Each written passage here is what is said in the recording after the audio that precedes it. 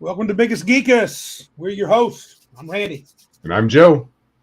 This is episode 89 of our show. The date is Thursday, May 26, 2022. Yes, you heard that right. Thursday. Looks like we got some folks in the house. That's cool. Yes, welcome everybody in the chat. Thank you for showing up and participating, sometimes taking the place of what we formerly had as email to read and voicemail, though we do have some this week. Oh, of course we do. Yeah. Our boy Joe here's getting over from being the sick, and so yes, I was unclean. He was unclean, so we've taken turns being unclean. And just to satisfy folks' curiosity, I did catch the Rona. Well, I was said to be positive. Oh. So you know those tests have a somewhat dubious track record. So take it for what it's worth. I was sick though.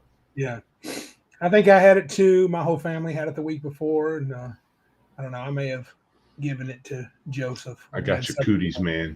Got my cooties. Without the benefit of exchanging fluids, even. Yes, I know. That's sad.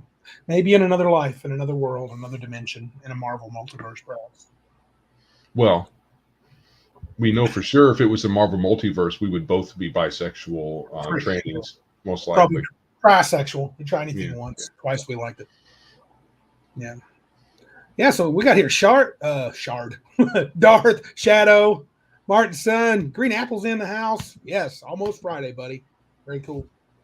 All right. Yes. And yes, apologies for the late show this week. I know we're going to be stepping on other people's video toes today, but it was unavoidable. I was really not able to do any much talking on Tuesday. Cool. Do you happen to know? I know you're not feeling great, Darren P. What's up? Yes. The deadliest plague that almost everybody who's gotten it has survived it. Yes. Yeah, we have the coof. Yeah. Technically, I've had it twice. So second time was about as easy as the first, actually. I don't know. I'm not sure. You know, I've only been tested the one. Well, no, I got tested. When was it? A few months ago. Because was it last fall or something like that? I can't remember. Maybe last summer. Mm-hmm. I was a little under the weather, and I got tested, and I was negative. So, and both the wife and I thought that we were both a little ill back in the day. You know, before the world went topsy turvier than it already was. Yeah. Was it late 2019? Yeah. Early 2020, we were both maybe a little, coffee, a little sick, the seasonal crap. So it's possible we got it early. And, it was, for some people, you don't get that sick. And then some people get really sick. It was, you never tell. Anyway, I'm on the new experimental drug. Jill's gonna try. So I'm being experimented on because no doctor would do anything else except that. Or over-the-counter stuff. Look at that. We got T-shirt. I ain't seen him in a while. What's up? Thanks for stopping by. Yeah, it's really good to see you. Did you bring the rest of your audience with you? If not, why not? Oh, man. That's all right. They've had a couple of good podcasts recently. I've been peeking in on him. No comments, though. I've been so out of it, I've barely listened or watched anything for the last week and a half. Yeah. So I was testing early this week. I'm testing tonight. We got an online class. I got a grade test tonight or tomorrow, so I haven't got to do a lot of close stuff, but I've been catching T-shirts periodically. Incoming superpower, yeah, that's right. And Joe is going to become the Hulk. He's getting experimental drugs. He's going to be something else probably in a couple of weeks, which would be great. We'll have our very own superhero. Yeah, that would be great. Mm-hmm. That would be really great. Go ahead. No, I did have the only thing I got to catch up on was some reading. Oh, good. That's the only thing I could really focus on for any amount of time. Sure. I reread Monster Hunter International. Yes. And then that's a set of 5 novels that have spin-offs and whatnot associated with it. But I just started reading the second novel, Monster Hunter Vendetta, today. Yeah. Or last night, actually. So.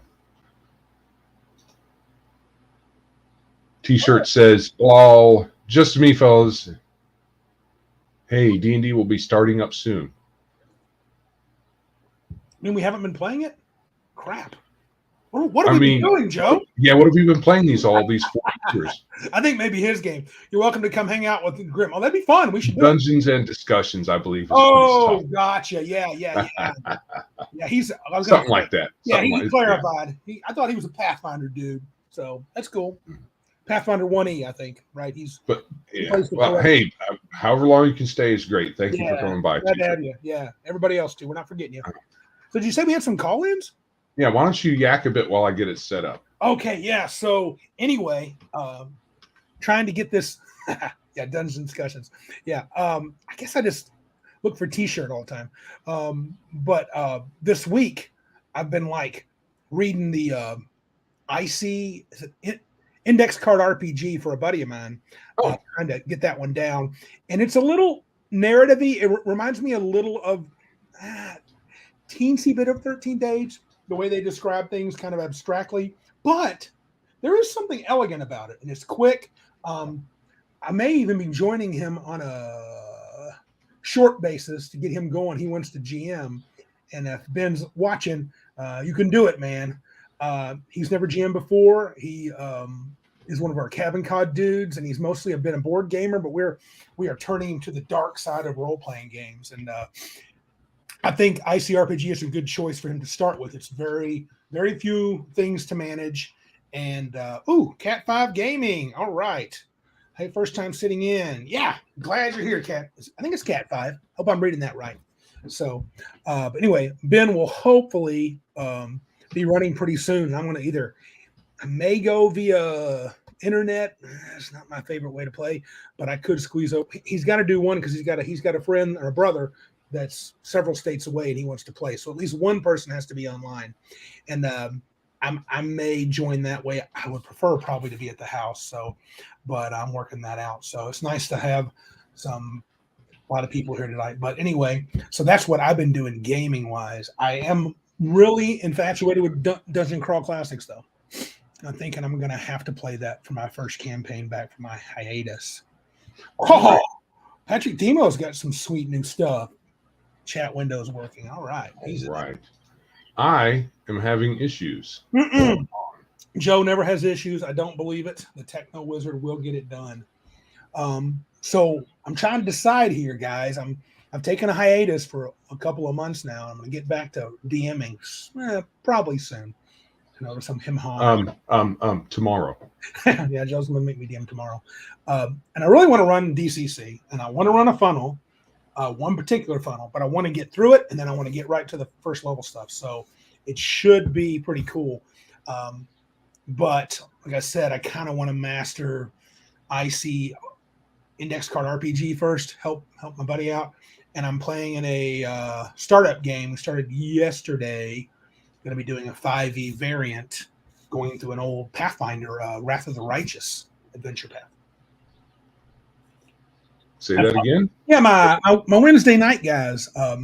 One of them, Greg, has decided to GM, and he's going to he's got a fairly moderately modified 5e game, and he's using Pathfinder's Wrath of the Righteous, which is one of the cooler adventure paths they had. I think it was somewhere near the end of the run, not maybe last third of the run. Axe. T-shirt says he recommends. What is this? I got Axe. Yeah, Adventure Conquer King system. White Star. Heard of that? Chromatic Dungeons. I'm not sure I've heard of that. Of the three, Axe looks really amazing. I'm going to strongly recommend you guys have. Yes, I have almost purchased that multiple times, and I've been told by several folks that I should. Patrick, I believe, is saying almost as good as Kingmaker. You talking about Wrath of the Righteous? I've never played Kingmaker, but a lot of folks like it. That's another one of the adventure paths. Yeah. GM Fritz. Darren's with GM Fritz. Yeah, I saw him on, if this is the same one, Darren P. GM Fritz was on Legion of Myth. He's going to play Axe with GM Fritz, and that dude has got a cool voice. He might rival my buddy Joe here. Oh, yeah. GM Fritz. He's a great guy. He has a very long stream that he runs either It's generally he's setting up his game in some, I can't remember what engine he uses. He does an online Pathfinder the other night using Huh? He was talking about he was playing Pathfinder the other night. Yeah. I'm saying the online software that he uses, the online thing. Oh, I'm not sure what that is. yeah. Which one he uses? I can't remember. I know he also uses OBS. So anyway, he generally runs hours long live streams almost all the time. Yeah, Cat 5. He asked about running 5e basics. Sort of. A buddy of ours really is modifying it heavily with his own home rules. He's even using cards for initiative. So we'll see how it goes. That's what Greg is doing? Yeah. So it's pretty modified. I like things that he's done to change things. It's definitely going to be much deadlier. So Is he changing much more than gameplay? As far as classes and races, how that stuff works. He's got some changes on what backgrounds do for you, what tools do for you, saving throws. We rolled 3d6. No, we rolled 4d6, dropped the lowest, straight down the line. That was fun.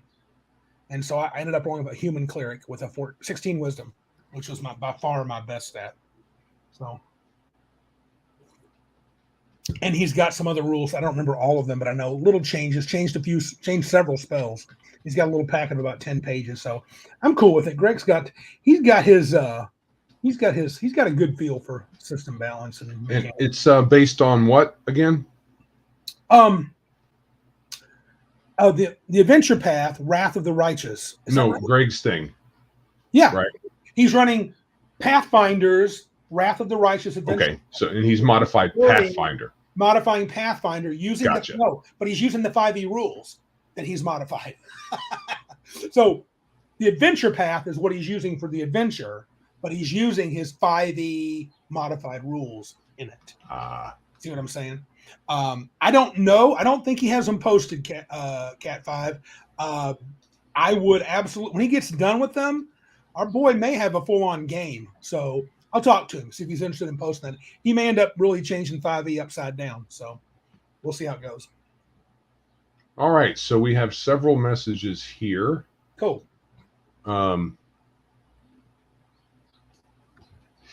Sorry, for some reason I couldn't remember the password, so I had to reset it. Oh no. Yes. It's okay. Randy knows how to. I can jabber all day long. Yeah, jabber. He's a jabberjaws. Yeah. Okay. Share screen. Boom. When I'm trying to type responses, I'm not so good at jabbering. Oh, Joe's got it ready. Screw that. Let's hear the news. What's up? Let's go down to. Let's see. I think it's weighing anchor. So I think we.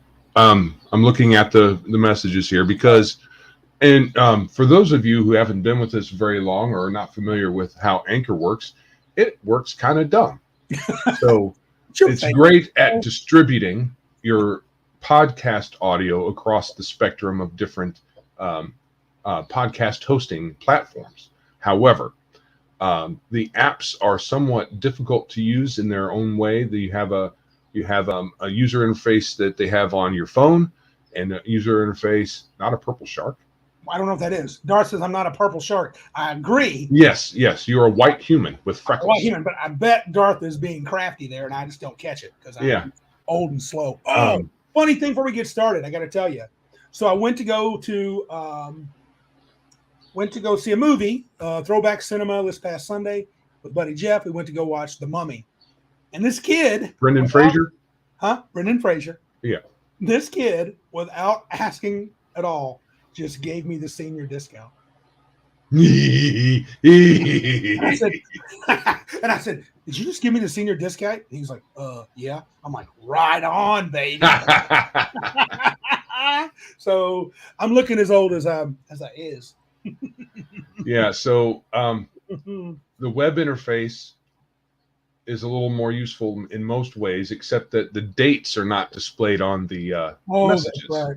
They are ordered by date, but the date is not visible. Okay. So which is awesome. So if you're I'm sorry. okay, I think this one. I listen to Joe, but not. I'm kind of ignoring him. Well, that's what a lot of people do. That's fine. So I can't remember if Closer to Cain is where we left off. Yes, Jabberjaws. Jabberjaws. There you go. I love that show back in the day. I called you Jabberjaws, and then he said you're not a purple shark. Okay. Gotcha. Okay. Darth, we are slow, dude. You can't move that quick.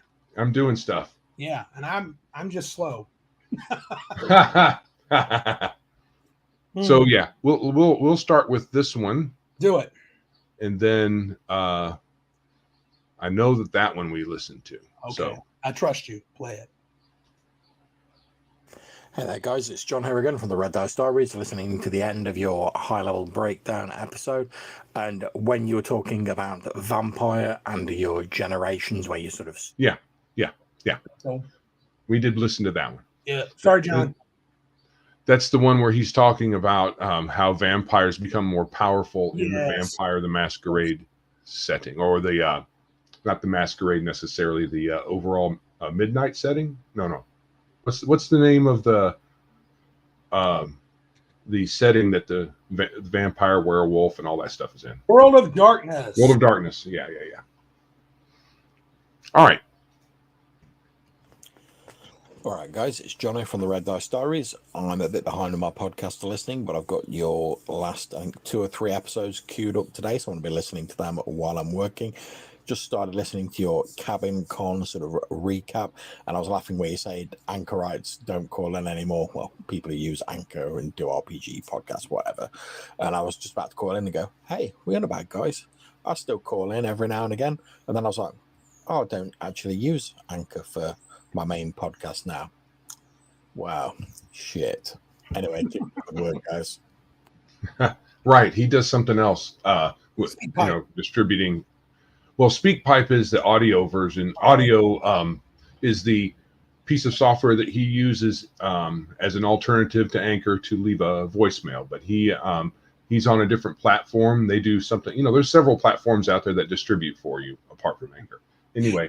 Yeah, I want to say one thing right quick. Sure. Phone guy, thank you for stopping by. Yeah. If you're not here anymore, that's cool. A phone guy is from the DVR Army. DVR is very supportive of my wife and I. And if you have a chance, check them out. They are scam baiters that they go and make fun of scammers because scammers are scum of the earth. And DVR is DEEVEEARR. DVR. Oh, Connell's in the house. What's up? Cigar DM, how you doing, bud? Hey. All right. So what were you getting ready to say? I'm gonna tell John. I mean, it's cool. I mean, I don't think we were saying all of them. We only had a handful of folks, and I know that Taylor from Clerks Wear Ringmail, a podcast you should check out, and John, Red Dice Diaries, another one you should check out. They definitely show us some love. Yes. And I know John's been busy. I saw that on his. I listened to his podcast. He talked about he was behind on listening. So. And Taylor left a message as well. Oh. And he offers some thoughts on my whining about no voicemail. So now we got a flood. So okay. Hey guys, it's John here from the Red Dice Diaries, just listening to your Things We Hate in D&D episode. I just wanted to say thanks for the shout out. Yeah, I'm trying to get back into podcasting every day. I've had a couple of weeks break because things have just been crazy around here with family stuff and whatever going on. But I've started recording now, hoping to start putting things out again next week. I'm trying to get a week ahead of things. My friend who runs the Burning Wheel game is Johannes Pavela, and he plays in my OSE game. Those are really going great at the minute, although we had a bit of a break in the Burning Wheel because people are going on holidays and stuff like that, but we're hoping to start up again tonight, actually, as I'm sending this message. As for getting on and listening to you guys, unfortunately, it's not really possible for me normally just because of the time differences, and obviously I'm up for work early the next day. But the time I was able to listen, very much enjoyed it, and that was just a perfect storm of circumstances. Yeah, no problem. That's understood. Yeah, Johannes, he and John had a great 4-part series on long-term campaigning. And I don't really play, well, OSC, I want to start playing a little bit, but I've never played Burning Wheel. It doesn't sound like it's my cup of tea, but they have a lot of good suggestions on how to do some long-term campaigning. And they've both been, I think, alternating a game. John runs a Smoke and Snow, and Johannes runs a Burning Wheel that they seem to have a really good time with. So yeah, it's okay, man. You're across the pond. Yes. But really, no excuses. Randy's being too nice to you.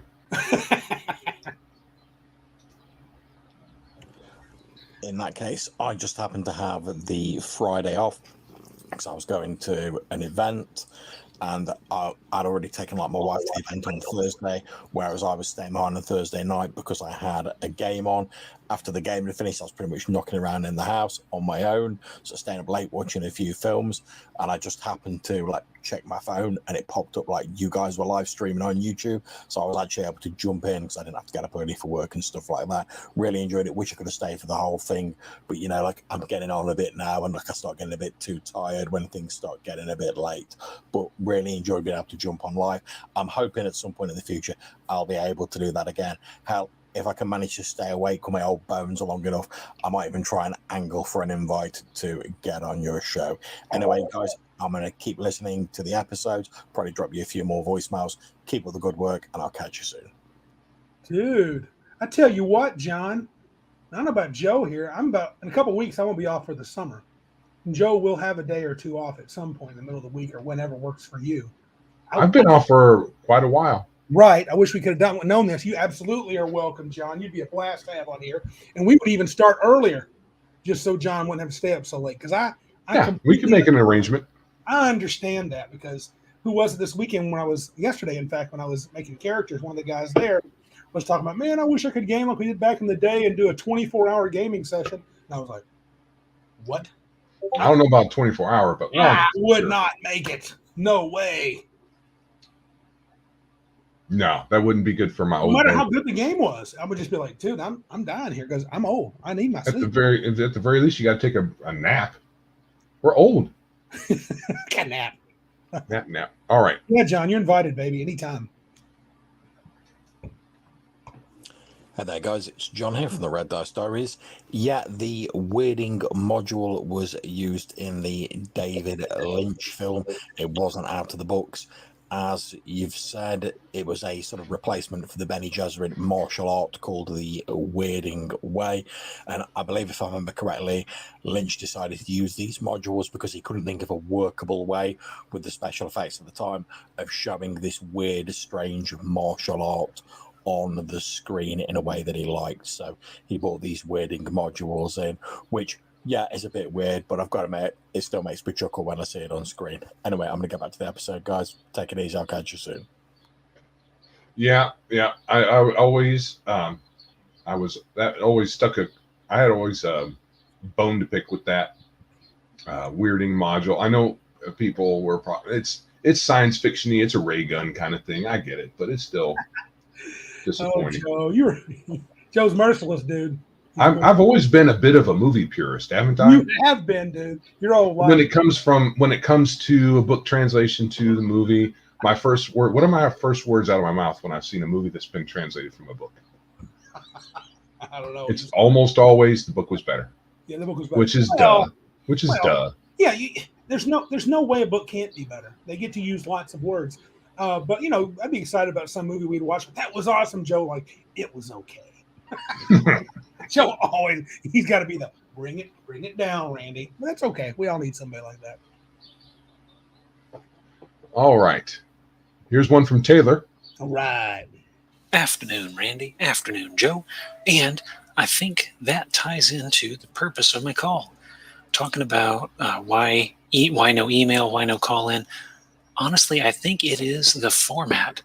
Like you mentioned immediately after observing that there weren't any in the box, there are people in the chat. There are interactions going on there. So while you may not be getting as many anchor messages, you are getting the interaction somewhere else. So maybe the folks who are trying to send you those messages, well, present company excluded, because I apparently can't keep a time date. maybe they're just coming in to chat with you there. Cool to hear about CavinCon. These are my favorite episodes of the year because you really get passionate and fired up about them, and it's really great to hear about the gaming. Delve on, gentlemen. Delve on. Thank you there, Taylor. Yeah, that's great. Yeah, we still love to hear from you, man, and that's possible. I think it's just, and Joe and I have to adjust. I think I'm still adjusting a little of this format. Found myself kind of being pulled between the chat and me and Joe talking. I can get distracted easily, but I do appreciate you calling in whenever you can. I know you got a new baby. Your life is really busy. But No excuse. Joe is merciless, dude. No mercy. We got more. We have more. Oh, except for fair. The other three are also from John. He showed us much love. Sweet. Hey guys, it's Johnny from the Red Dice Stories, just listening to your latest episode just at the start when you're talking about the latest original adventures reincarnated, Dark Tower from Goodman Games. And I've got to say, yeah, I'm pretty much with Joe on this one. I mean, 100 bucks. That is steep. And I'm not saying it's not worth it because I've not read it. There might be loads of great stuff in there. It's in a slipcase. It's 2 books. I understand it's a pretty big adventure, although I've never read the original. But for me, to be honest, I've got other stuff I can spend that 100 bucks on that are probably more important than that. And yeah, that's down to me. I don't begrudge them making their money where they can. But yeah, 100 bucks is like just on that sort of a level where I have to think, yeah, I probably shouldn't be buying this module. I could maybe get like a few lesser priced modules for that same price and still have money left for my bus ride home. Anyway, I'm going to get back to the episode, guys. Catch you in a bit. Yeah, I mean, as much as I love that stuff, Dark Tower is a bit of a commitment, not just cash-wise, but I think smaller modules are easier to manage through a campaign, whereas if you buy a Dark Tower, Temple of Elemental Evil, a big chunk of your kind of campaign is going to be the book, so it better be good. Right, it better be. Mm-hmm. Hey there guys, John again from the Red Dice Diaries, still listening to your CavinCon recap episode, and I was laughing at the bit when you were talking about politics in business. I don't disagree with anything you said, really. One of the things that makes me laugh is when you see people sort of knee-jerk reaction to things, and they're saying, oh, well, if you don't like my game, if you don't like my politics, if you don't like this, don't buy my game. It's not for you, don't buy it. And then, and you see this in films and TV series as well, more so recently, and then when the thing inevitably doesn't sell or it flops or it's not doing as well as expected, then they start complaining that, oh, well, people aren't buying it, people aren't watching it, etc., because they're bigots or whatever, when it's like you literally told people if they weren't interested not to buy it and people followed your instructions and now you're complaining about it. What do you want here? Throw us a bone. What do you want? Anyway, those are just my rambling thoughts of this wee small hours of the morning here in the UK. Keep up the good work, guys. I'll catch you soon. Absolutely agree with that. Dude, Marvel did it a couple of years ago. Who's that redheaded chick that made that comment? If you don't like the politics, don't read it. And it's like, okay.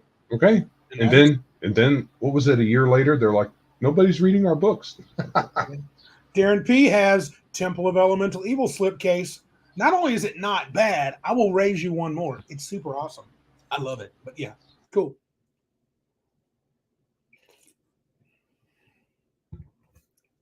One more? No. One more. Well, I'll tell you one thing, guys. Max Temptation sounds like the world's most on-the-nose name for a tiefling or something like that. Anyway, I'm going to get back to the rest of the episode, guys. Keep up the good work. Max Temptation. That is good. Oh, thanks, John and Taylor. Appreciate it. Yes, definitely. Yeah, we're going to have a little bit more about the too expensive game gear here pretty soon. Anyway, we're going to have a little bit more on too expensive game gear. T-shirts got me in my bag. That was Kelly Sue DeConnick. Yes. Who said, don't buy my book. Later on, she was whining that comic books were dying. Yeah, okay. Don't buy her stuff. Yeah, thanks, T-shirt. Yeah. She was Fruit Loop, man. Weird. Why would you say that? Right, and she's not the only one who said things like that. No. I don't know if there's one more prominent or someone like her that ended up in the same kind of boat. Don't read my comics if you don't like them, and then no one buys them. And then I think nowadays there's enough signaling from them that those of us who have, okay, you're not marketing to us. So to me, you're not marketing to me. So I'm not going to buy it. I'm not going to read it. I'm not going to do anything but, make fun of it. Maybe. I tell you, when Mud Sword comes out, and I do mean when, even if it's 5 years from now, and we're selling it as a PDF or an actual book, I don't care what your politics are. I don't care what your religion is. If you don't like the fact that I'm a Christian or I'm conservative, you can still buy my book. I'm happy for you to buy it, and I'll like it. Yeah. It's not going to be a treatise on, it's not going to be a Christian RPG. No. Not per se. No. I mean, we're not going to have a bunch of nudity and foul language in it because of the way we are, but what I mean, it's not going to be, it's not going to have a cross on it unless it's part of the insignia of a knight's shield or something like that. The Celestial Order, right? Yeah. Anyway, anybody can buy the book. Yep. All right. So, did you notice Warner Brother did something right? Oh, yeah. Let me do a little share. Oh, do you have it ready? Yeah. Okay, you share it, Joe. You the man. I was really pleased to see this. Yeah, they were going to film the Wonder Twins movie, and it got canceled. For good reason, probably. Yes, I mean, Wonder Twins? Are you kidding? How stupid is that? Who cares about the Wonder Twins? They were invented for the cartoon, weren't they? Well, they're Super Friends, and they had the stupid little monkey guy. I mean, they were Jan and Jaina or something like that, or Dan and Jaina. I don't know. I remember Zan and Jaina. Zan and Jada. Thank you, Jaina. I remember watching the old version of the Super Friends, and then it was like the all new Super Friends hour or something, and that's when those two bozos came in. And as soon as I saw them, even as a kid of like 8 or 9 or 7 or whatever I was like, what? Yeah, I didn't care. The dumbest thing on the planet. Form of a bucket of water. Ugh. Well, Zaina was the powerful one. She could turn into any animal. Yeah, right. Dude could just turn into water. Water stuff. Ice, water, or something like that. Always stupid. Oh, yeah. I almost added this. But before I go, I'm getting sidetracked. Go ahead. Hey, Larry, he's in the house. Green Apple's got a cool point, though. But this DC Wonder Twins, I mean, I don't know about anybody else. Yeah, the biggest joke. I agree, Dorothy. They were the biggest joke. Good job. Well done, Warner Brothers. Yes. But yes. Nothing else to say, really. I want to make a comment, though, on Green Apple. Don't let that get away. I've started a couple of things. Oh, so okay. Something I wanted to point out. Sure. If this is the right one. Yeah. One of these articles, these article writers are pathetic. Like I keep saying. Mm-hmm. It may not have been this one. No. Probably from the D&D Demogorgon one. Yes, that was horribly written. That was horrible. Are we ready to move on to the next one? I really don't understand why anybody would want a Wonder Twins. Dude, because Hollywood doesn't. I mean, Eric July was talking about it. They don't understand nor care. Do they care to understand the characters? They just go, ooh, comic book dude, Wonder Twins. That sounds cute. Let's do that. I mean, let's say that the Wonder Twins started in the cartoon on TV, and it did end up bleeding over into the comics, but were they ever popular? Did they get their own comic book, and did it do well? I think most of that is no. I don't think Wonder Twins were ever in the comics unless there was a Super Friends comic. Right. Apparently they were, according to this article. There was some. Let's see. It was dog poop. Right. First seen in the cartoon, all new Super Friends Hour. Yep. Following the animated series, Wonder Twins appeared in DC Comics and were later introduced into the main universe since appearing in an episode of Teen Titans Go. Smallville. I don't remember them being in Smallville. Me neither. I have the Smallville series, so maybe. I didn't watch much of the last 2 or 3 seasons, though, so who knows? It was okay, actually. They saved themselves a little bit. I really liked the last episode. It was just really cool to. He actually became Superman in that one, right? And they end with him opening his jacket. Yeah. It's got the S. They can't show him flying. They wouldn't allow him some kind of deal. But it was. I thought it was a beautiful thing. And the Flash, which I haven't seen any of the Flash. And I've heard nothing but good things about that. Yeah, except for Ezra Miller is a psycho. He's not in the Flash. I thought he. Well, correct. Are we talking about TV series? TV. That's right. He's the movie. He's the movie Flash. But there was supposed to be some TV tie-in with him, and now he's probably getting dropped because he is a complete psychopath. Apparently. Oh man, Darren P, T-shirt, and probably Green Apple are all on the same wavelength. Oh sure. Yeah, Batman's dead. We'll get to that. Yeah, I think we're ready almost. But before we do, can we go back to some couple of those starred comments? Some good ones. Okay. You want to do Patrick's?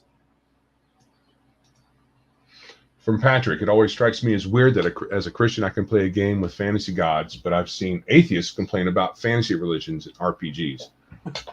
Dude, if you don't like religions, don't have them. Right. I don't know what to tell you. Games play fine without using gods or religions. I think that it ends up making the worlds a bit less. What are you doing? I have some power. I'm going to gank your power in a minute, mister. Joe, you really shouldn't let me have this power, Joe. No. Yes, for those who are listening, I was trying to unselect to stop showing something on screen, and Randy kept selecting it. We both have the ability to show or not show, and he's messing with me. Anyway, yeah. I think if you're just jumping the dungeons, just having encounters, and not having any kind of game setting in your play, which some people do that. The setting for some people is very much some very tiny part of their gaming experience. Then who cares? But if you have some sort of setting and you don't have any religion, it's going to feel a little bit not right, because religion, if there's humans on your planet, there's going to be religion. I was going to say, it is part of the human experience, whether you want to experience it or not. And it makes lots of good stories, even if the religions are all bad. Yeah. T-shirt's heading out. Later, dude. Kill some monsters. Do not die. Yes. Fight the good fight. All right, moving on. Yeah, and I want to start off with Green Apple's comment, and unfortunately T-shirt's leaving. He says DC made Batman recite the Antifa points today on Eric July. Talking points. Yeah, the talking points. That's true, but even worse. Yes, they're hinting that Batman. I mean, they're hinting that he's bisexual. Or you want me to put that back up? Yeah, if you would. Thank you, bud. And what I find funny is, honestly, Joe, how calm I was about it. I think I'm growing. When I saw, and Batman's like my favorite dude. Yeah, well, it's just it's part of what we were talking about earlier. Yeah.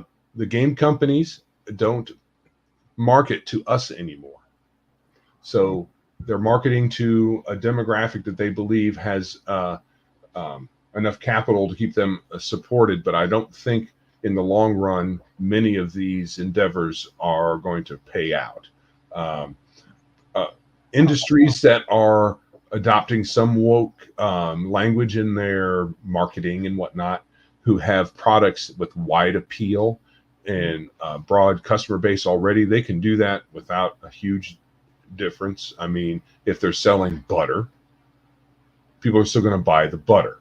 But with something like comic books and movies and all the geekdom that we're involved in, there's enough of us old timers that are just going to say, no, I'm just not buying this crap anymore. Well, Green Apple, right on, brother. I'm giving up on comics from the big two. So I just laughed. Yeah, I almost laughed. Now, Larry Elliott makes an interesting point. I'm not going to gruesome detail. They didn't have Batman kiss a guy, but it came close. He said, looking back to Batman on the old TV show, I guess, one could argue he was bi back then.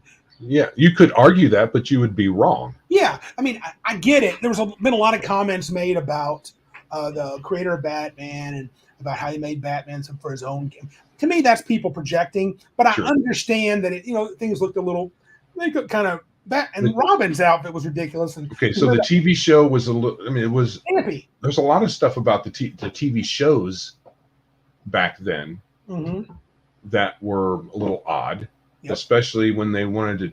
I mean, dancing. I remember there was lots of Batman dancing in that for one reason or another. Anyway, it was the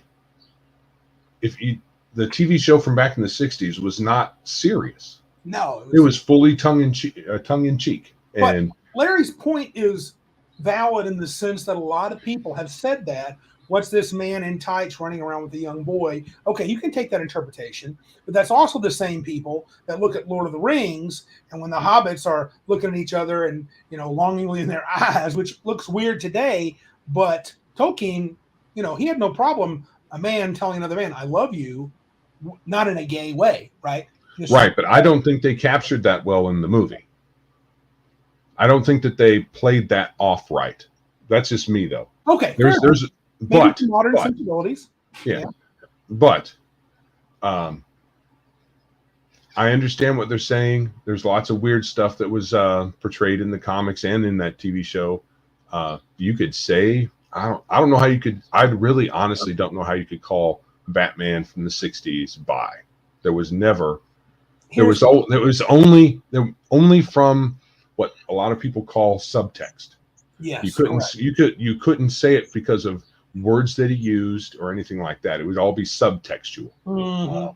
And honestly, Dick Grayson that was Dick Grayson, right? In the Boy Wonder, yeah. He wasn't that young in the TV show. He was grown up. No, right. In the comic, he was. In the comic book, he was much younger, I think. Yes, he was originally quite. I want to say 13 or 14. But in the TV show, he looked pretty much like maybe 20. Well, Burt Ward was actually a grown man. The thing for me is this, though. What bothers me, it doesn't bother me because I know they're stupid now. I mean, the Marvel and DC are both destroyed. But like Eric July said, that's someone who doesn't care about the character Batman. Right. If anybody knows about the character Batman, that is patently absurd. Right. It just is absurd. And honestly, I'm not sure how much Batman, short of Catwoman, cares all that much about sex. The dude was crazy driven. Right. It wasn't part of his story. No, and it wasn't. Correct. It wasn't from a lot of the early Marvel DC. I'm going to say 80s comics. Yeah. Because that's when maybe late 70s, early 80s. Yeah, that's when I was through maybe the 90s. Those are the comics I read. Early 90s. Sex wasn't really a big thing. Other than a thing. It was more, there was romance for sure here and there, but it wasn't the forefront. All this stuff about who cares who Batman kisses. Yeah. But you go down to the bottom of this article. I wish this article had come from like Bounding Knit Comics, but because it's Screen Rant, they're putting up a bunch of Twitter posts that, like, who cares? All these are Twitter people, but they're Twitter people who are like, yeah, of course Batman's gay. Of course Batman's bi. Blah, blah, blah, blah, blah. The Batman is actually bisexual. I never shove about that. Batman potentially got confirmed to be bisexual. You just know some of those people are going to act like this completely ruins the character because it does. Because it does, fool.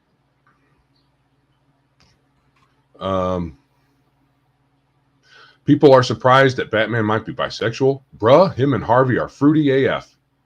What are you on about? No, they're not. They never were. No. They were. Okay. Batman was broody. Yep. Right. And aloof.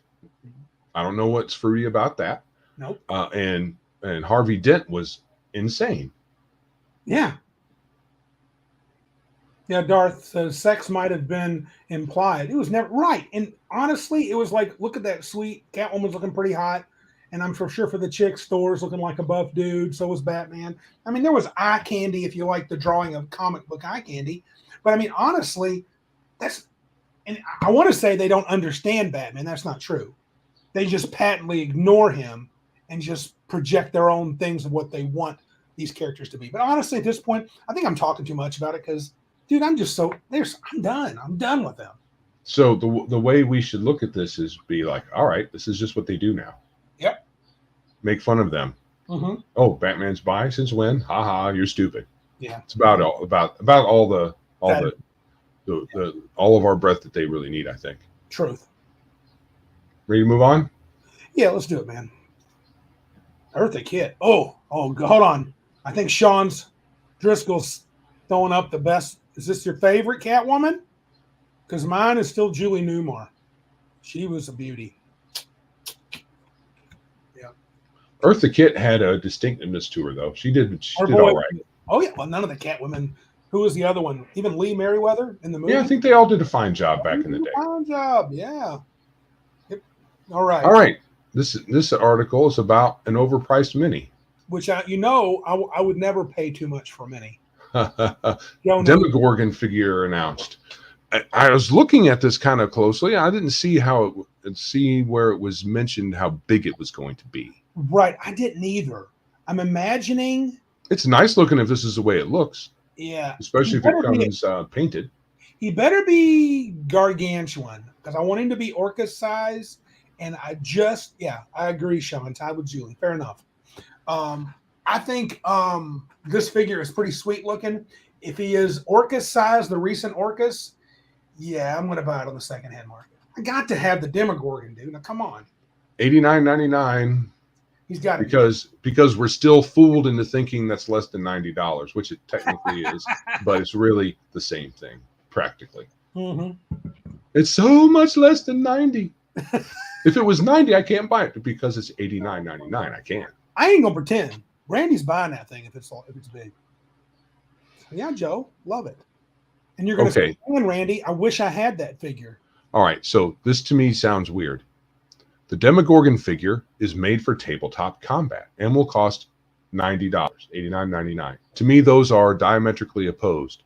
I mean, a tabletop figure costing $90. Yeah. I mean, it's been like that for a while, even with the Warhammer 40K stuff. Do you see Patrick's sweet? Yeah, it was Bones. Oh, I'm sure it was Bones. $20. Yeah, shut up, Patrick. Until you give it to me. If you want to give it to me, then that's fine. Well, you want him to paint it first, so you might want to be nicer to him. No, he's already painted it. Have you seen it? I probably have. Dude, it looks good. Yeah, of course it does. Yeah. Now, because these folks don't know how to write. Here we go. A Demogorgon has made many powerful enemies in the abyss, but he maintains his power through raw power. How powerful for have power like that? He's powerfully powerful, dude. Anyway. Yeah, there you go. Another one of our favorite sites. Yeah, buddy. Good writing. CB. It's not CBR, but might as well be. Yeah. Might as well anyway, comic book. Fine writing, guys. Yeah. Hopefully they didn't pay him much for that. That's Patrick had me excited. How about I buy you one and paint it for you? Yeah. How about that? That would be cool. Wow. That's very generous, Patrick. I think he's wing. You're a scholar and a gentleman. That wasn't facetious at all. No, he wasn't kidding at all. I'll be expecting that in my house in a week. Excellent. Put it right by my orcas. It'll be looking beautiful. Okay. Well, let's go on to the main topic. No. Speedy. No? You got something else? Well, then I'm going to make you stop. Sean Driscoll asked. Oh, shut your face. Yeah, subscribe. Face, make them subscribe. Subscribe, like, share, do all the things that make this YouTube thing go round. Sean Driscoll asks, is it supposed to have two heads? Yes, sir. Demogorgon is a two monkey-headed creature with tentacles and all prints of demony. Now, according to the article, the heads are arguing a lot. So I'm not sure if that's the case in the old lore. It doesn't seem like you could maintain your lordship if you had your two heads had actually opposing goals. Yeah, there's a in the lore for 3rd edition, they're on the end of 3.5. Demogorgon did have a bit of a crazy going on. His heads would fight. It was part of his connection, an ultimate connection to chaos. So they were he was a little on the crazy sauce. I don't know if that's how it worked originally, but it might have. Something to look into. It seems maybe it's not that everything that he does, they're always at odds. It might be you'd have to have a limit to that, or he wouldn't be the lord of anything except for arguing with himself. And he might have severe ADD. Yeah. So who knows? But, All right, main topic. yeah, cultivating a gaming group. So, which we kind of did without really doing it. Yeah, we have a massive gaming group actually of 20-ish guys that while we couldn't call upon any of them at any time, we could get 5 dudes to play D&D probably every single weekend. Yeah, probably. I mean, we definitely could. But what I wanted to talk about is, and not that this broad group of Cabin Con guys, I mean more of like a tight group that's going to play a camp. I'm focusing with this more on campaign play, not one-shot play.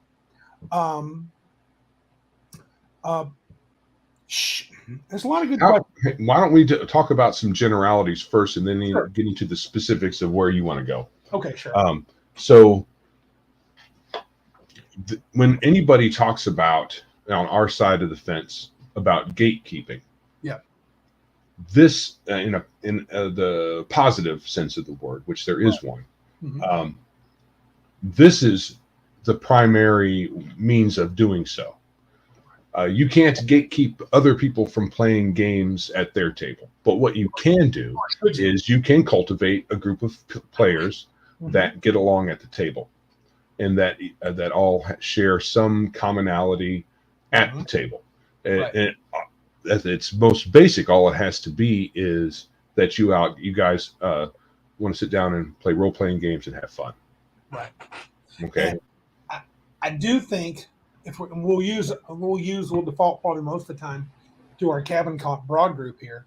I think we have that as a 22 plus guy group. Oh, Demogorgon is now a two-spirit demisexual that is no longer evil because that's colonialist and patriarchal. Yes, of course he is. Yes. That'll make it really cool. It's a new You probably cannot refer to Demogorgon as a he.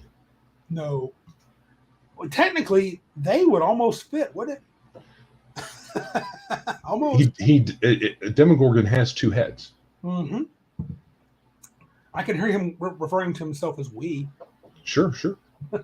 So yeah, at its very basics, you gather people that you get along with, that you like, that you can sit down and play a game and have a fun time with. Yeah. So from that point of view, you're going to do some curating and cultivating your group from that point of view. Sure. And most of the time, we don't worry about the other issues that seem to crop up online on Twitter and various other places, because if we can sit down and play games, the rest of the stuff doesn't really matter. Our group, there's folks in our groups that will, when we get together and before we start gaming, there will be commentary about the day's events. Mm-hmm. And if you can't handle that, you might want to check in your adult card anyway. But yeah, our group may not be. Right. But once we start rolling, we're in the game. Yeah. And I think that's what you want. So you want everybody that shows up, you want them to play the game, you're playing the game. I guess when you're digging down deeper though, when you're getting to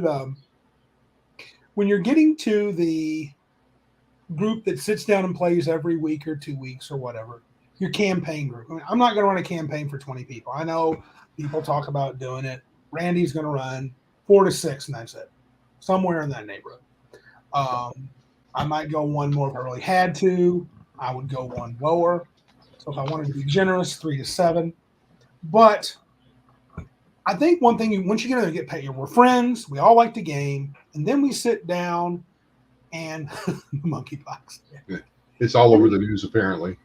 Then we sit down and someone wants to run Dresden using Fate. The DM's going to run that. And I think you need to have, I don't think every game is for every player. Correct. So along the lines with when you gather your group together, yeah, what systems they want to run is something that you talk about. Some people will play anything. Yes, but some people are like, I play D&D. I don't really care about anything else. And some people will say they'll play anything, but they're not cut out to play anything. So I think it's more, I would say player, and when I say player, I mean DM, know thyself. You have to. Randy's not going to run Fate.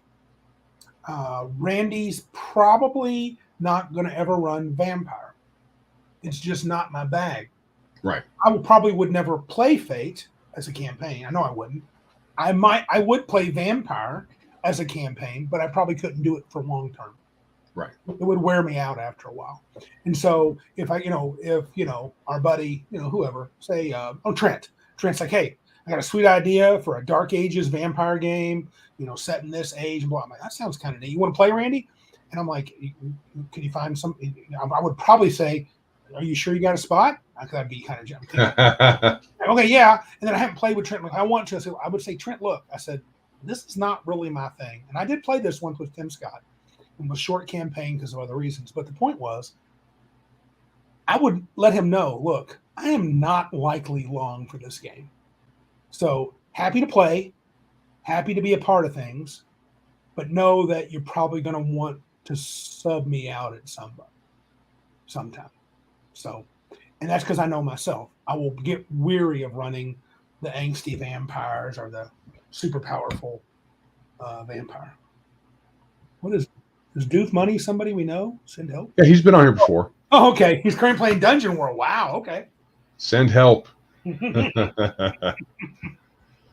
Right. And this kind of sentiment, it always galls me when I see this. Nothing against Darth. Yeah. Darthiac says, that's why I'm running a 5e game. The group has only played that edition and are resistant to learning something new.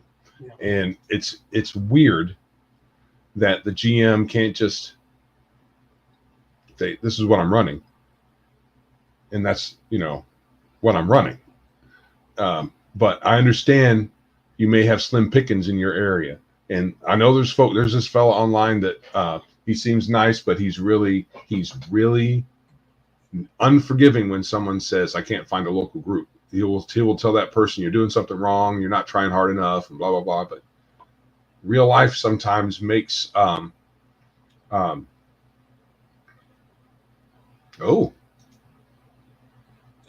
Patrick, if I didn't love you already, I would love you now. Real offer, Randy. 35. I do love Patrick. He's my brother. And I will get a Demogorgon like mine and paint it for you. Yes, people, I said love, but not like the Batman love. Hey, right. No judgment. No judgment here, right? Hey, if you want to slide that offer my way, I'll pay you too. That sounds sweet. No, Joe doesn't want it. Hey, you're doing it again. Stop it. Oh, yeah. Darth says if I did. Oh, wow. Look at Darth's situation. Yeah. You said again. Well, yeah, I understand you're in a tough situation. Darth told it. And that's where we're blessed. And even when I, growing up learning D&D, honestly, Joe and my buddies, they didn't have there was no other game in town. I mean, there might have been. They didn't know who played it. So whatever I ran, they played. I mean, there is that. But I think as adults, I would expect if I was like, hey, I'm going to run a narrative-heavy Savage Worlds game with little to no combat, I would probably expect Joe to be like, I mean, Joe knows himself well enough. He's probably not down with that. What do you think, Joe? Heavy narrative game. Yeah. Heavy narrative. It's lots of yakety schmackety. A lot of yakety smackety stuff. Nah. This is how I would say it. I'll try it out. Yeah. Yeah, Joe's pretty, gosh, I can sucker him in pretty much no matter what. He'll try it. But I think more than anything else, though, what I was thinking as a DM, if I say, look, I'm going to run Deadlands and I'm going to run using Savage Worlds, and I want players to play good guys because they're going to be facing off against one of the servitors. If anybody knows about the setting, it's from previous say they're going to face off against Brother Grimm out in California. He's a crazy demonic preacher dude. Oh, Joe, look at you. Patrick, don't offer that to him. That was just between me and you. But anyway. Can you feel the love tonight? But I mean, Martin said I'm in. But I mean, I'm probably not going to ask just anybody to do that. Right. As a DM, I got to think, this is what I want. I want players that want to do this. We got a couple of players like, I like to play edgy, darker characters. I don't really want that. I want good guys. What is that? La La La, Cthulhu. Fatang. Oh, Fatang. Yeah. Looks like Fatagan. So do you think? I mean, is that something that you? I mean, that's something you should consider, right? Your system, your setting, those limitations, an RP level, how much action, how much exploration. You gotta, system is a consideration. Yeah. Even setting can be within a system. So if you're playing D&D and everybody wants to play Dark Sun, but then that's a setting consideration. And if you as a DM are like, no, I don't like Dark Sun, but all the players want to play it, like, Darth has some limitations where he's at. You might have to bite the bullet on that. But I don't know. When we were kids, Randy would say, hey, I'm going to run a campaign. Okay. That's all there was. I mean, it was like, we're going to play a game. There wasn't this whole need to satisfy. It was, we're all down to play because we have a good time together. And we didn't think about that stuff. Not at all. Yeah, we're very meta now that we're older. We were younger. It's like, what you guys wouldn't say, what campaign is it? You knew it was D&D. That's what we're talking. You didn't care if it's Ravenloft or what. It's like, it's a D&D game. Let's do it. And after a while, Ravenloft lost its kind of. It did. Because it was like, this is depressing. I don't want to do this. We never win. We never completely win. Yeah. How do you think this works? And so, and I guess there's this other side that you mentioned it with our friendship group. If I'm like, the players are like, dude, we'd really like to play some, 13th Age and run us through that. What's that one? There's a campaign, a big campaign. Oh, Eyes of the Stone Thief. Yeah, that's what I was thinking of. And everybody wants to play it. And I'd be like, I don't really want to run it, but everybody really wants to play. I'd be like, okay. Sometimes you give in to your friends, right? I think, and that's where it's different than say like maybe Darth. I don't know if he's playing with good friends or if he's playing with just people that he's learned to know through the game. Like game store folks. Yeah, and that's a different thing too. What if you're going to play at a game store? Can you cultivate? I guess you can cultivate. You can. It just, I think our current group arrived at its makeup over the course of the time. I mean, the time you've been here, plus the time that Philip and I have been here, we all had a hand in helping to cultivate that group to one way or another, because Philip was going to be in the group and I was going to be in the group. Right. So if the dynamics of the other people didn't suit, well, they're the ones who had to kind of beat feet. Yeah. And so, we had to just work through that. And that was some growing pains. Yeah. We had some growing pains. And when you guys moved in, I had already made some people I'd played and met and played games with. I don't think I'd met Patrick. Well, I think I knew Patrick. I don't think I was gaming with him and Jeff and those guys. But I had been gaming with Silent Josh and with some other people. And when you and Philip moved in, I mean, honestly, my thought was, if these other guys don't like Philip and Joe, that's too bad for them. Yeah. I mean, I was like, I don't really care because these are my homies from way back. Right. Right. So you guys were in. Everybody else had to figure it out or move on. And what happened? Right. Some have figured it out. Some have moved on. Right. So, and that's not buttholes, is the way it is. All right. So apparently Darren P has the right of it because he says Joe's right. I mean, I don't have to read the rest of it. I mean, that just says everything. Joe's right. But Randy is much smarter, and this is no, you're lying. Oh. So that's not what he says. It could be true, but that's not what he's saying. Joe's right. Back in the day, it didn't matter what setting we played. We had fun. And that led to other game systems like Call of Cthulhu, Gamma World, Twilight 2000, etc. We always had fun. Yeah. I don't know what changed about this whole, it may be a function of the political landscape or something or other. Who knows? But it's odd that friend groups playing doesn't seem to be as prevalent as, say, online or game store groups playing, and that dynamic is a bit different. Yeah, and I'm not sure I can't speak intelligently to cultivating a group online. At a game store, I think you would just have to, and Darth says it's a mix of both for him, game shop and friends. So he's got to kind of, at a game shop, a lot of game shops, I think the owner would look badly upon you if some single dude came in and said, hey, can I play at your table? And you're taking up space and you said no. Or would they? Or do you just like pay for a space and so it's closed? Yeah, different game stores probably have different cultures as far as that goes. Yeah, I know. There might be some sort of need to accept if you're taking up a table in there. Yeah. And these days, like you said, politics could become much more of an issue. We were very homogeneous back in the day. I mean, for sure, we all didn't think too far. And it just didn't matter. Right. It wasn't in the things that are in the forefront of the cultural zeitgeist today were not then. They were there, but they weren't in the front. So, because we were more discreet, I think, as a culture. So, Yes.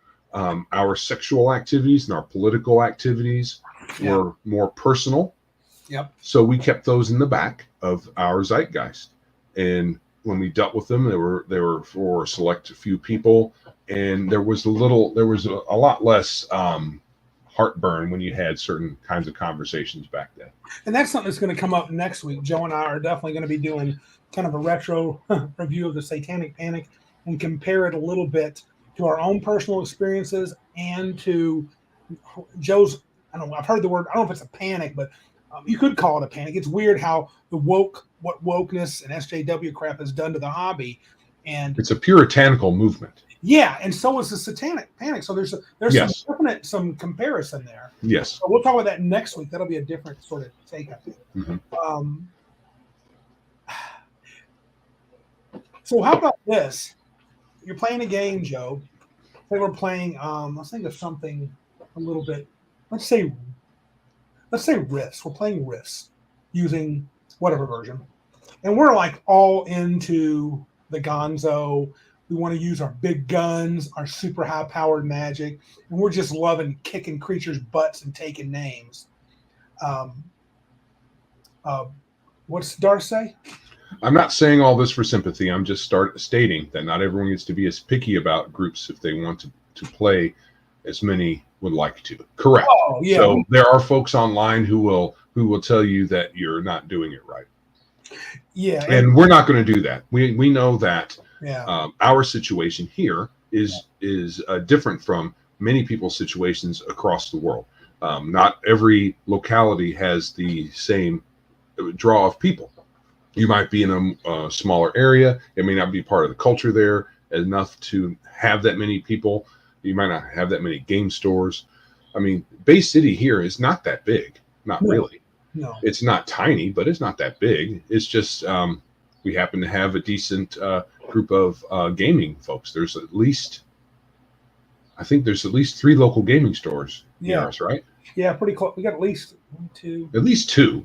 I don't know. Is the Red Dragon still around? Yeah, that's a little further away. If you count that, we got a couple, 3 or 4. So yeah, so we go. Right. But Darth, I never thought you were begging for sympathy. I think no. Everybody's situation is different, and folks who tell you that you're doing it wrong or whatever, you screw them. Move to mid Michigan.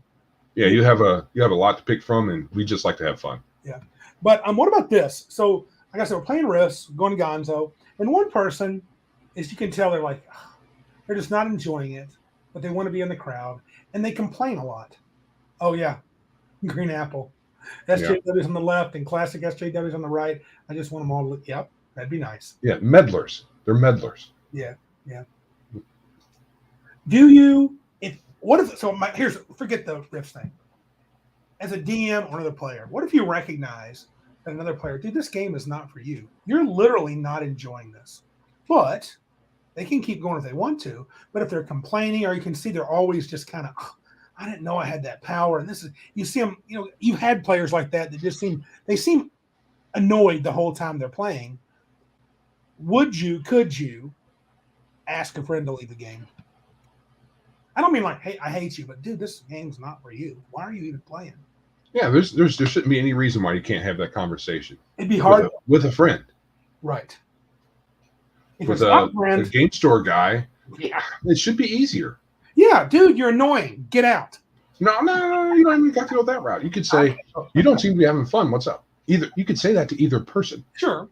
You can say that from a point of view of a friend with your friend, and the other guy. I mean, you want to have people at your table that are having fun, and if this guy's just taking up space, being annoyed, eventually him being annoyed might bleed over to annoying other people.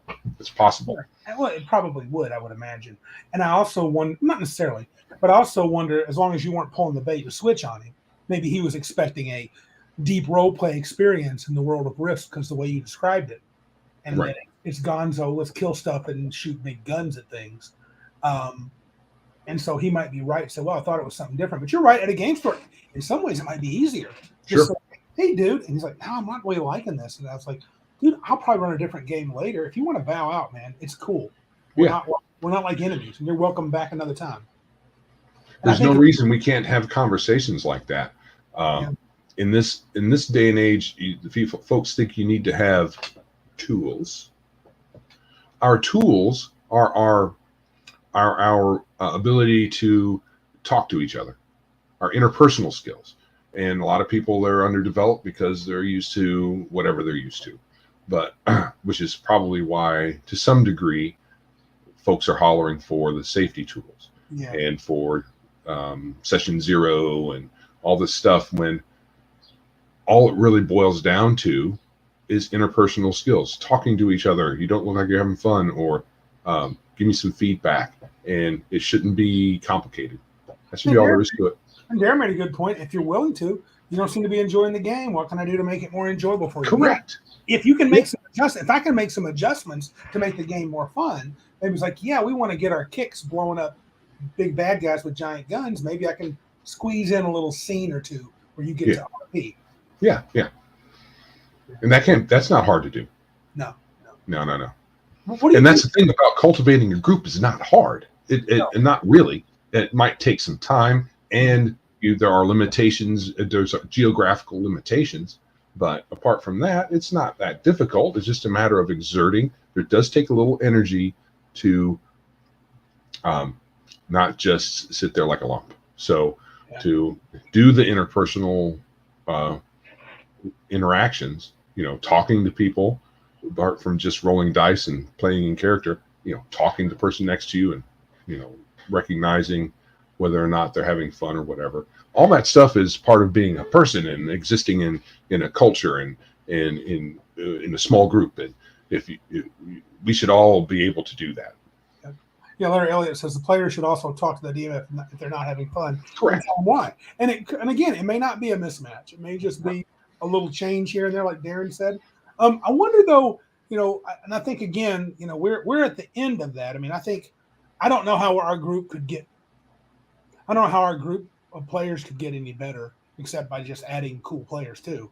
The only thing we could maybe do is be a little less snarky when we are talking. We like to be snarky, but that's us. Yeah, we do. But that's what I'm saying. I think we've worked through some things. I think though, when you're first starting, I wonder on the internet, because those out there that play, especially in the chat, if you play on the internet, do you just do you go to some website and say, it looks like there's a D&D 3.5 game in, I'm jumping in, boom, and just find some 5 or 6 random people? Or do you guys hunt them down? And do you have your friends that you're playing online with, or are you playing with people you just met online? It would be nice to have some feedback. Yeah, that'd be cool. Either email us or call in and let us know if you have something. We could even have a segment later on. We could bring you on and we could all talk about some. If you're, this could be great for John, because that's all he does. John Allen Large from Red Dice Diaries. He just plays online because his local area, he doesn't have a group. So for the games he likes to play, so he plays exclusively online. So once you hear this, John, and you want to talk about this in depth, I'm sure we would love to have you on. And I'm sure that there's a range of options out there for the online folks. Yeah. As far as how you get your group together. Because it seems to be the thing, dude. People are playing online like crazy these days, at least from what I see. Well, if you listen to the internet. So. Right. But I'm sure it's not unlike how Game Store, getting folks from a game store or local area could work. Having a card up at a local gaming store has been a way to grab folks for your local game for as long as there's been game stores, right? I remember doing that way back. So, so for an online game, it's much the same. And there's game finder apps and sites out there too. Yeah. Well, Sean says, Driscoll says, God, no, I don't jump into stranger filled games. So he curates in advance, or he knows people. And I think maybe it's just a matter of knowing what you want. Well, again, knowing what you want, know thyself, right? Yeah. You as a player, use the GM, what you want. It's got to be the same sort of thing. It's just, in like I said, the old days, you just remember sign up boards and stuff. I actually was near Detroit a couple of weeks ago and went to a really big game store down there. There's one called Guild of Blades. If anybody ever gets a chance, go to that one. It's in Clawson, Michigan, and it's massive. It's literally the biggest game store in the state of Michigan. And they had the old boards, and they had 10 different people with the little phone number things clipped on there. I was kind of impressed. Hey, speaking of stuff, I don't know if this is a fairly smooth segue or not. You've got something coming up still with VentureCon? Oh yeah, dude, that's not far away. So VentureCon's in July, and I'm waffling a little about what game I'm going to run. I want to run OSE, but I think I'm going to do OSE rules and run some portions of my Goodman Games Adventures Reincarnated. But yeah, that's coming, and I got 2 slots. I think I'm running a Friday and a Saturday, and so I'm going to have a max of 6 players. I'm looking forward to it. It'll be cool. I need to get the PCs written up. I'm not going to be first level, Joe. They're going to be 5th level, so they can do something, maybe even 7th. So I have a little bit of power. So, but yeah, I'm pumped about that. I hope VentureCon turns out to go well. I didn't put it in there, but I haven't read it fully. I know today there was a post. Venture had some write up. I think he made comments about the Uvalde shooting, and I think people got mad at him about it. I need to read it. I don't think it was that big of a deal. Oh, what's Mark Markham? What did he say? He says, I run for randoms online. You post the game you want to run and then pick from responders. I've been running for the current game since November. Got 4 solid players. The rest have been like a revolving door. Yeah. But do you ever consider, Mark, once you got 4 good players, just call it good and close the door? Or do you keep wanting to are you hoping to find 2 or 3 more good players? Is that what you're doing? Probably. Yeah. All right. Yeah. So we move on. Venture said something about the latest shooting, and people were upset about it. And I was starting to read it before the podcast. It didn't seem that big of a deal, but somebody went way off on him, and I was like, "You guys, people are just nuts about stuff." For some people, if your responses are not the accepted, mantra, you're a Nazi. So yeah, but so I don't know how to go. I hope Venture gets a good crowd. Mark says 2 more would be max. He's shooting for 6, so that's what I figured. But I'm excited about VentureCon. I don't know what to expect. Anybody out there going to VentureCon, that'd be cool. Send us a message at the Geeks at Biggest Geekus. That's our email, right? Yeah, the Geeks at Biggest Geekus podcast. Yeah, I'll save a seat for you if I can. But yeah, we'd love to meet some people out there, and I'm excited. Hopefully, be some good folks, and I'm excited about it. And I'll have a report after it's over. So, pretty cool. I expect it to be double spaced in triplicate. Yes, it will. And I'll even try not to have too many spaces inside my parentheses. Yeah, okay. I never knew that rule, dude. That's how much I paid attention. I had no idea. So, anyway, I think that's probably it. People, I think we're going to move on unless you have something else you want to say. What did I say, people? I don't know what I was talking about. Crazy man. I'm a people. You are a people. Subscribe. Got that right. Like, subscribe. Hit us up over at anchor.fm /biggestgeekus. We have a little place there you can donate to us if you like. Support us over there, or you could go over to streamlabs.com /biggestgeekus. I think that there's another /tip, something like that. The links will be at the end of the show. Yeah. Smash that like button too. Yeah, right? yeah. That's the saying, huh?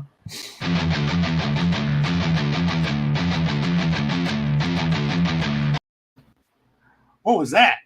Oh, our links. I meant to hit this one. Okay. The other one had the music. That was the video. Sorry. And we're out of here, folks. We're out. It's been real. Pro podcasting. Professionals here. Got that right. All right. We got another that was a shorter segment, and we're going to do another shorter one. You had mentioned this a long time ago, and I didn't know if I went the right direction for what you were wanting. Talk about setting up, I said fantastic locations, and then kind of in quotations and situations. So you want to make your encounters cool, right? I mean, we've all gone into the dungeon crypt. We've gone into the crypt of the vampire. We've all gone into the castle of the evil overlord. We've assaulted the tower of the witch lord, the mage of evilness. Something interesting, exciting, challenging. How important is it that you make your locations wow, bam, woo? Players like, that's cool. Well, I think that they could be sometimes. I don't think every single location needs to have a fantastic element to it. Because it will actually, for some purposes, it will detract from what you're doing. So if they're going into a deep, dark, dangerous dungeon and there's like monsters at every turn, I mean, if you have something fantastic there that distracts from that, instead of it being dark and them worrying about the next dangerous enemy they might have to either dodge around or defeat, then you don't want it too fantastic. Yeah, you want almost to make the fantastic cool. You need the mundane to balance it out, right? Yeah. And when I say mundane, in a fantasy world, even casting light, if we saw someone cast a light spell or cast magic missile, we'd be like, whoa. Right. But in D-Land, it's like, I've seen it before. Right. So the thing is, though, you have to balance that against just having a plain Jane encounter. You don't want it to be an open field or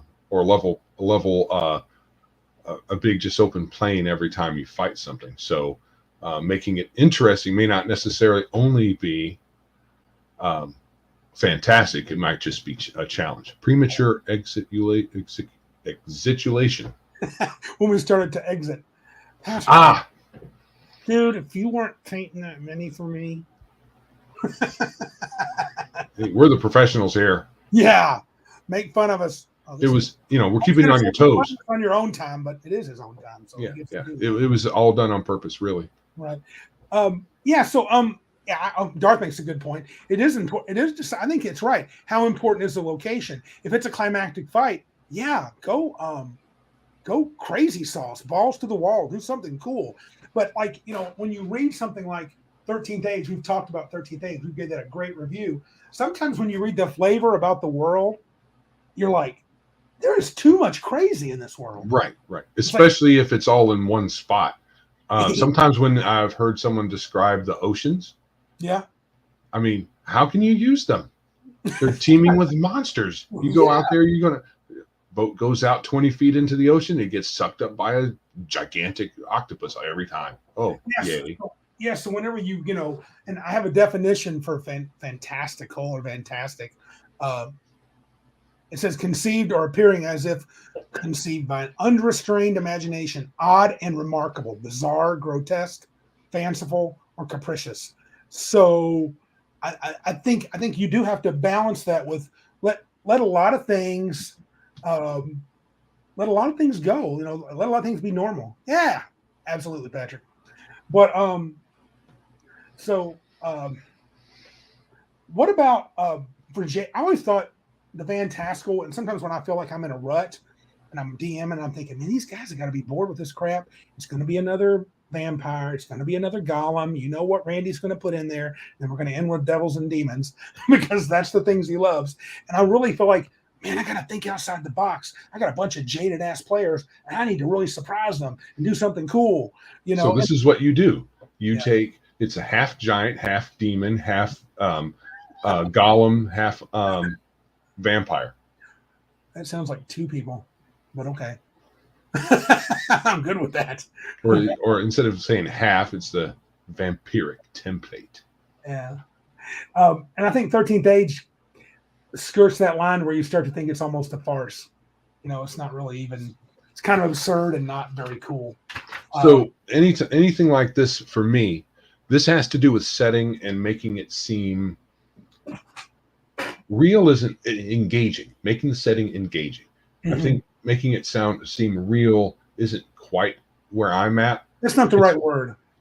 Having it making your setting interesting and engaging. Part of that is a tiny bit of realism, which is what I was referring to earlier with religions. If you have humans in your setting, you're going to have some religions. It just makes sense, and it helps ground the setting for the players and add some normal feel to it. But then you can throw in some curveballs and make it fantastic, such as I have an idea for a location, which is the Sea of Glass, which used to be a desert, but then there was a mystic cataclysm within the desert, and it superheated the sand, and now there's lots of crystalline glass over the whole place. So, well, at least part of the desert. So if you have to cross that, it's a hazard in and of itself, and there will be weird creatures there. Sure. And maybe there might be a weird vehicle that someone has developed to traverse it. So I know that's not terribly unique. I know that there's at least one game setting that had something similar in it. Right. From the 3rd edition days. I can't remember off the top of my head, but I thought it would be cool in thinking about fantastic locations within a fantasy setting, because if everything is just like our world, then it might get a little boring. So you want to throw in a little curveball here and there. And to me, less is more. So with 13th Age, there is so much. And Rifts can feel that way too. It's a bit gonzo in that respect. And I think Rifts is supposed to be that way. It is supposed to be. So you have to give them a little bit of leeway. Right. And speaking of an example, I have it written down there, but this is kind of a standard example. You're fighting some wizard and his minions on a bridge over a raging volcano, and of course they're going to try to push you over. And I thought, if you wanted to make it more fantastical, maybe make the bridge be made of bones of the dead hovering over the river Styx. With, instead of those foes pushing you over, have demons flying around trying to grab you and toss you to the river Styx, and use the idea that the river Styx, once you touch it, you get permanent amnesia. That's how it used to be. Right. I think that if you didn't get fished out of it, you got the memory loss. But if you stayed in it, you died. I think so too, because But just merely taking a dip, got your memory lost. Yeah, and that's definitely got you can tell my Planescape roots are hiding in that one scenario. How do you generate these ideas though? Because sometimes I'm staring at the wall and I'm like, well, I wouldn't push it. I think your best bet is to draw inspiration from the various things that we normally do. Books, movies, TV, comics, and whatnot. And you write them down when you can. Yeah, I like the way Darth thinks. The dead in the river are trying to grab you and pull you in. Even better. Even better. Yeah, I like that. With the demons trying to throw you in. That's good combo. Yeah. Double team. For 3rd level characters. I like that. Sounds good.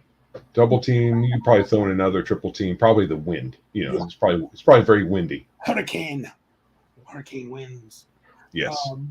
So yeah, I'm thinking that you're, instead of trying to force yourself to think of something fantastic, you can start with something even in the real world. I know there's this pond or lake that looks like an eye. In the real world, it looks like the iris of an eye. I was trying to have a little time to get a link for that and look it up before the live stream, but I ran out of time. But I know that there's something like that.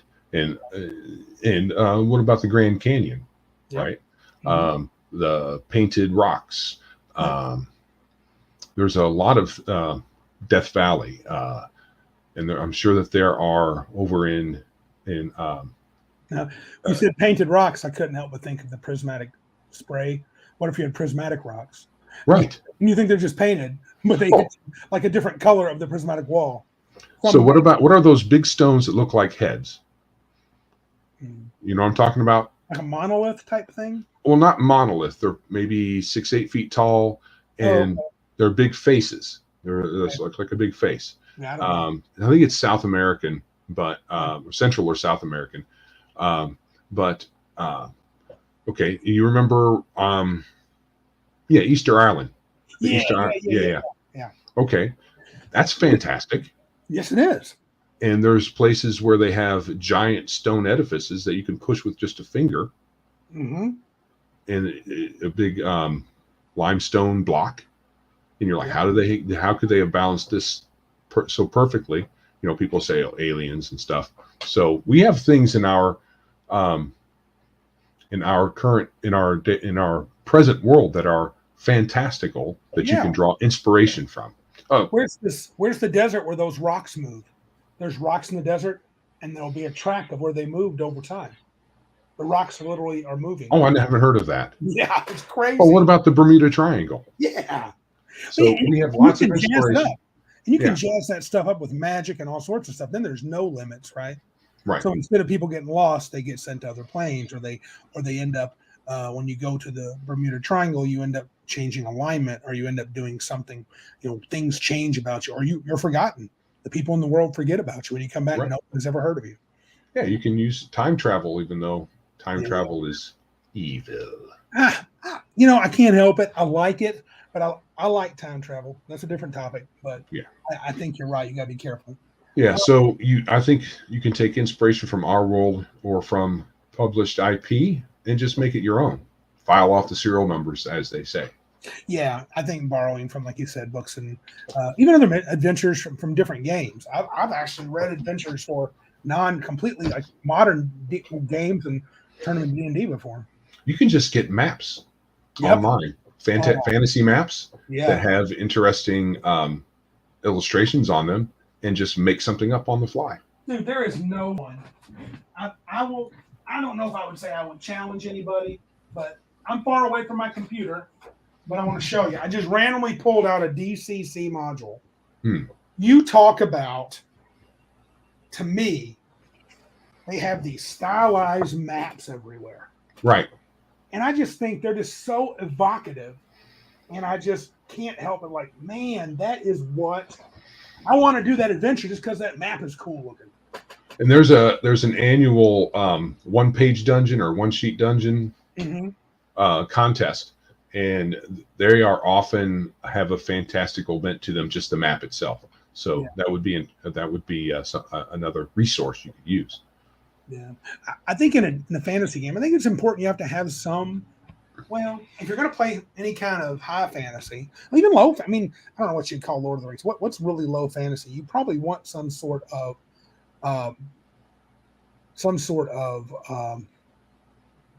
some places have got to be fantastic, unless you just want to run a real gritty thieves and Lankmar with little to no magic. Oh, CBK Ply. Oh, I think Patrick texted me. Patrick just saw it, and CBK Ply saw the new teaser trailer for Willow. Yeah, dude, but I hope you're right. But man, they got a very diverse and cool cast, don't they? They were already diverse. The early movie. I mean, there were a couple of black midgets that they had playing the. Did you use the M word? Yeah, little people. What were they called? Pecs? Peck? That was the derogatory term. Yeah. What was the other word? Not hobbits. What were they called? Yeah, CBK. I've heard. Patrick Nemo said it was looking pretty good too. So I would love it. Is that a Disney thing though? Folks said that about Wheel of Time too. It ended up not being as great as folks wanted it to be. Yeah. What we have an advantage of what we have as advantages these days is cinematography. Yeah. So if someone gets enough money behind an IP, it's going to look good. Daikini. No, that was the humans. That's what the little people call the humans. Yeah, I think so. It's been a long time. You could be right though, Darren. Yeah. It's been too long, but most of them were white dudes. To be honest, they had some. I hope. Huh? Saoirse makes a return. The actual actress, Patrick Demo says Saoirse makes a return. Yeah, she's old though. Oh, that's okay. I don't know. Okay. I mean, have you seen? They can't get Val Kilmer. There's Nelwyn's. Okay. Yes, Patrick got it. Nelwyn's. That's what they're called. Yeah, but they called them Pecs. Yeah. That's what Mad Mardigan called. That movie is still halfway decent. Yeah. I watched it too long ago. It's halfway decent. You're not going to get Val Kilmer though. He's pretty rough looking right now. No, he had a long bout with throat cancer, I think. Yeah. If you're not still. Yeah. So when it comes to these fantastic locations, I don't think you want to overdo them, but you definitely want to have a few. I mean, if I had a world, I know when I'm creating, if I'm ever creating a world for a campaign or a setting, I'm sure to have at least one place that's going to be super fantastic. Extra magical, extra wow. So the original Willow is in it. Yeah. What's his name? He's been in a lot of shows. Yeah. Yeah. So anyway, anything else you want to chat about with the fantastic stuff, or you think we're pretty good? I think we're pretty good. Yeah. I mean, I had a couple of examples, but I don't feel the need just to rattle on about it. I was just trying to be inspiration. I think showing some sources of inspiration. I'm going to try to find a link to one-page dungeons. Yes.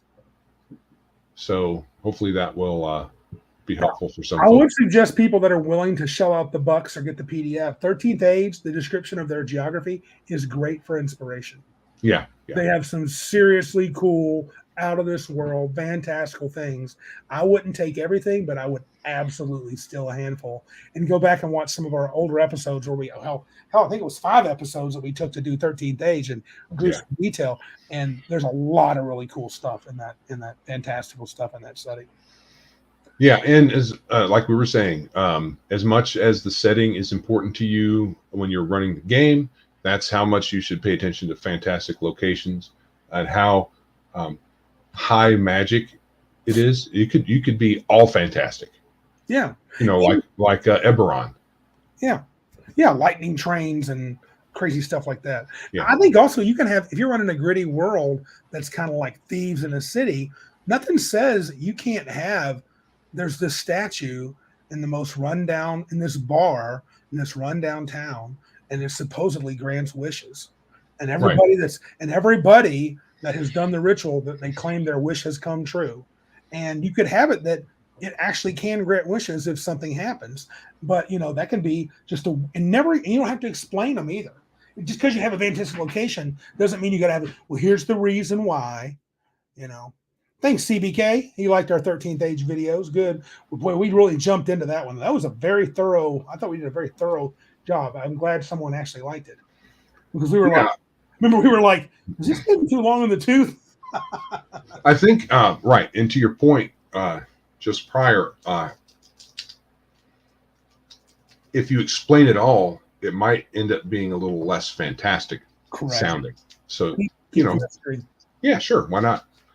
Yeah. And you can, so with your thief, your gritty thieving group, in the thieves' quarter, it might be a little run down, but it might be part of a city where there are floating obelisks as guardians for the town. There could be all kinds of fantastic elements to the game that you may not engage with because your focus is elsewhere. Yes. Yeah, you could run a game, and not to be tooting Waterdeep's horn, but Waterdeep's a pretty magical big city. But you could run in a campaign in a small segment that's never touches on the wider big, you don't deal with the lords of Waterdeep. You don't deal with Blackstaff and all that stuff, which I think that's changed now. I don't think the Blackstaff is a woman now. Of course. Of course it is. Yeah. So, but anywho, yeah. Oh, that's good, Darth. Yeah, I think he's right. I think the mystery is probably half as much as the visuals, right? I agree. Some of what makes something fantastical is the lack of info. Yeah, and if you just can't find out about it, and nobody knows, or like, hey, forever this has been the wishing stone, and the people claim it works. And someone, it never works. It never works. And some lady goes, yeah, I brought my son back home, and so who knows? All right. So I think that's about it with the fantastic locations. What do you think, man? Sounds good. Subscribe, everybody. Joe's getting good with this. Look at that. Subscribe banner in your face. Don't Like and subscribe. Comment. Do all the things out there, please. Yes, we love some comments. Share us with your buddies. Okay. And your family. Yeah. Your enemies. Yes, especially your enemies, because they will hate us too. And that's good. Hate is good. Down votes is fun. Yeah. Do they have down votes? I think they do, don't they? I don't know what the rule is. Oh, that got changed, didn't? Yeah, I don't know. Yeah, it got screwed around with. All right. How about we ask one random question here tonight? Wrap this up. Joe and I have talked about this before together, quite a bit actually. Do you ever see yourself not playing role-playing games? And we're 55. No, because even when I retire, we're going to be running around McDonald's, yeah. McDonald's and all those restaurants and harassing the waitresses and having them roll dice for us because we're going to have, palsied hands and all that. Yeah. Yeah, I used to think I could see it, but I can't. I can't envision the time at 55, having played since I was 12, 13. Cal says yes. He envisions that time. When you're dead in the ground, Cal? Is that what it is? Is that when you're not going to be playing RPGs? When they pry those dice from your cold, dead fingers? I mean, it's going to be like the old guys in the park that play chess. I know. It'll be adventure gaming. That would be awesome. Instead, we'd have our little minis out. That's the 3rd edition rule. We're on 12th edition. What are you doing, dude? We played Thaco back in the day. Shut up about your ascending armor class. Yeah. Yeah. You can't find players. Patrick says nope. Darth says nope. Yeah, I think we're all bit. We talked about gaming we're kind of like a lifestyle gamers, dude. I mean, the truth is, we talk about it, we podcast about it. Green Apple says he's down with 12th edition. Yeah, Pat's going to play at the nursing home with us. I can't imagine quitting. I just don't see a reason why I would, unless I'm so ill that I can hardly move. And even then, I'm probably going to be asking my wife, "Hey, hon, would you put on Lord of the Rings?" I mean, just anything to get that fix. So speaking of nursing home, here's the idea. Yeah. Before we become too incapable, right? We pool some money together and buy a big house, and then hire nursing staff, and then have professional DMs come in. Yeah. To run games for us. Right. Hey, Connell, I don't know if he's still here. He runs professionally.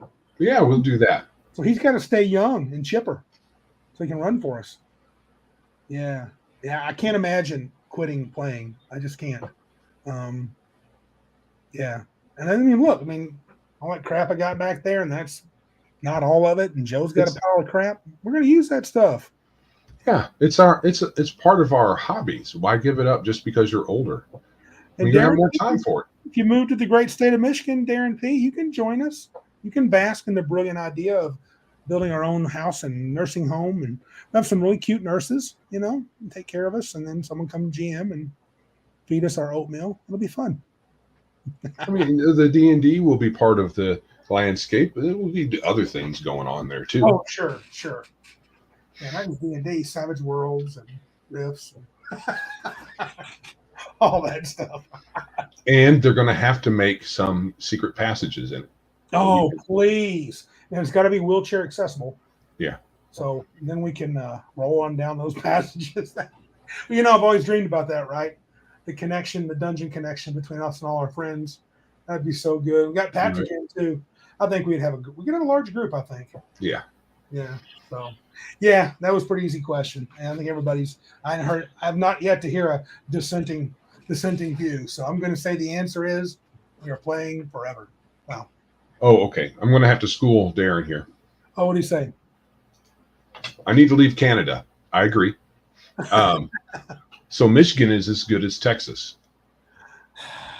I'm going to have to say no. But from a Canadian point of view, it's probably is. See, this is the thing about Michigan. If I'm incorrect, folks in the chat who are from Michigan can correct me. I think that we suffer the way a lot of states suffer, in that most of us are red, except for some key areas. Yep. And because of what's the district drawing thing? Is that gerrymandering? Yeah, gerrymandering. Because of the way gerrymandering works here in this country, a small set of blue can make a state blue that would normally be red because of its population. I got one word for you: Detroit. That's Detroit and Lansing. So this is a big hunting state. So we here in Michigan, many of the folks here in Michigan are like gun folks. So as blue as it looks like it is, this is a bit. People don't want to give up their guns here. No. And that's a very red issue. Yeah. Oh, green apple. Interesting. Yeah, it seems like that might be that way across the country in a lot of states. Yeah. Yeah, that's true. Anyway, I think that's about it for tonight, bud. Your voice held out pretty good. Yeah, it did. I'd only coughed a couple of times. Yeah. I think everybody in the chat was great talking with everybody. So glad you came in. John and Taylor calling in. Thank you, brothers. Going to keep you posted. And John, if you want back on, Taylor too. We should get Taylor on too. Oh, Patrick. No, hospice will not be part of the title. No, hospice is like you're going to die in a couple of months. Yeah, Patrick, we'll call the place Castle Gray Hair. Yeah, that's good. That's a good name. That's a great name. Awesome, dude. Oh, poor Canada. Oh, too bad. Too bad. That is a bummer. Because there's a lot of hunting going on in Canada. I can't imagine it's such a anti-gun area. I listen to some Australians too. They must have just a handful of bozos running the show, because there's some pretty cool people up in Canada, some cool people in Australia. I don't know why they're getting this hose job everywhere. So, yeah, I don't know. Hosers. All right. Well, let's get out of here, brother. All right. If you would like to support our show, please like, subscribe, and share, as we said. And wherever you're listening and viewing podcasts, subscribe. We're on Spotify, Stitcher, Apple Podcasts, virtually everywhere. Is that PayPal a tip jar thing? Yeah. So PayPal is paypal.me/biggestgeekus. Streamlabs, I was trying to remember it earlier, and I should have scrolled down in the notes. But streamlabs.com/biggestgeekus1/tip to give us a tip. Okay. And then anchor.fm/biggestgeekus. I was correct about that. So yes, that's our supportage.